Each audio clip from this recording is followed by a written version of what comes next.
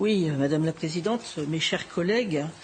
même si je rejoins les positions de certains de nos collègues sur la pêche, la flotte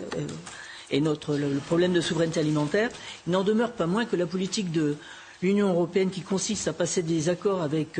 des pays tiers dans le monde entier nuit à nos intérêts et nuit à leurs intérêts. Et nous savons par exemple que ces accords léonins, ça a été relevé, sont rejetés par la population des pays avec lesquels nous passons des accords, puisque souvent, en réalité, ils ne servent qu'à faire entrer des devises à la disposition d'élites locales,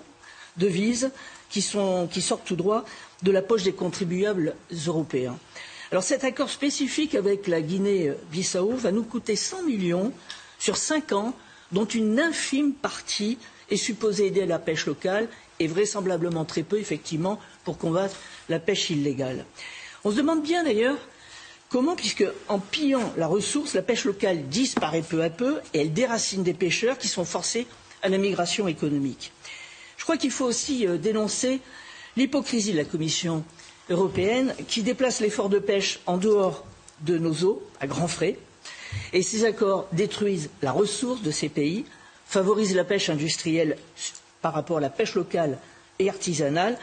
et boostent finalement l'immigration.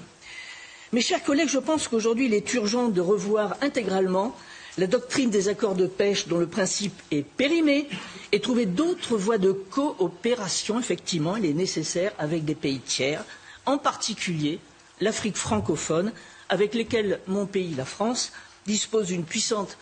histoire commune à laquelle nous sommes très attachés. Je vous remercie.